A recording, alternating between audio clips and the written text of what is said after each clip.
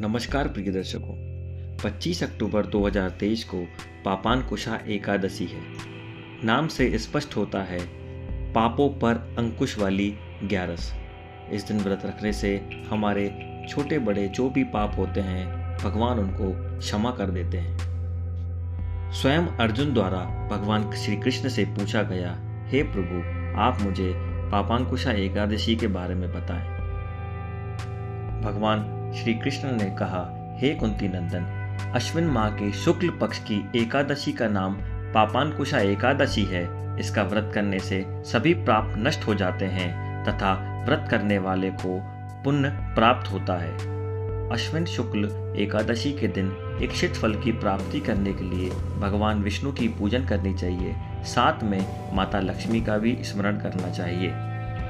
जो पुण्य कठिन तपस्या से संचित नहीं हो पाते हैं वो मात्र इस व्रत को रखने से इकट्ठे हो जाते हैं। प्राचीन समय में एक विंध्या पर्वत पर क्रोधन नाम का एक बहेलिया रहता था। वह बड़ा क्रूर था।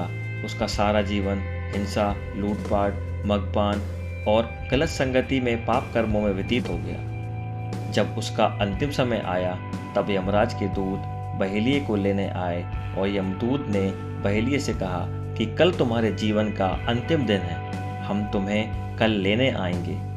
ये सुनकर बहेलिया बहुत भयभीत हो गया और महर्षि अंगिरा के आश्रम में पहुंचा और महर्षि अंगिरा के चरणों पर गिरकर प्रार्थना करने लगा, हे ऋषिवर, मैंने जीवन भर पाप कर्म ही किए हैं।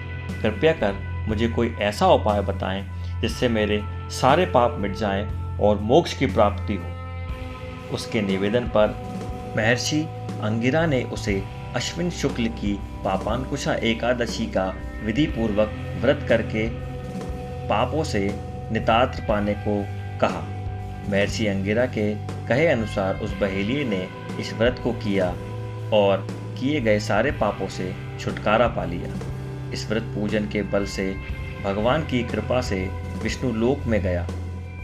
ये यमराज के दूतों ने देखा तो वे बहेलिये को बिना लिए ही यमलोक वापस लौट गए। जय श्री हरि। पापांकुशा एकादशी 24 अक्टूबर को 3:14 से 25 अक्टूबर को 12:32 तक है। आप इस भ्रम में ना रहें कि 24 अक्टूबर को भी एकादशी है। 24 अक्टूबर को पूर्णतः विजयदशमी मनाइए और 25 अक्टूबर को पूर्णतः एकादशी का व्रत रखिए।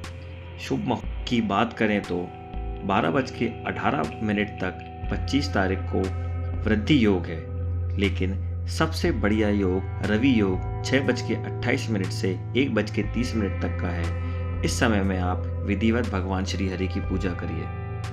पूजा की विधि बहुत ही सरल है। सुबह जल्दी उठकर स्नान कर लें, मंदिर में दीप प्रज्वलित करें, भगवान श्री हरि को गंगा जल से नहलाएं, भगवान श्री हरि को पुष्प और तुलसी दल अर्पित करें। संभव हो सके तो इस दिन व्रत रखें, भगवान की आरती करें, भोग लगाएं। भोग में सात्विक भोजन ही रखें और आप भी सात्विक भोजन खाएं। भगवान विष्णु के भोग में तुलसी का जरूर शामिल होना चाहिए। ऐसा माना जाता है कि बिना तुलसी के भगवान विष्णु का भोग अधूरा होता है। इस पावन दिन भगवान विष्णु के साथ ही माता लक्ष्मी की पूजा करें और इस दिन यथाशक्ति भगवान श्री हरि भगवान विष्णु के रूप को ध्यान करें।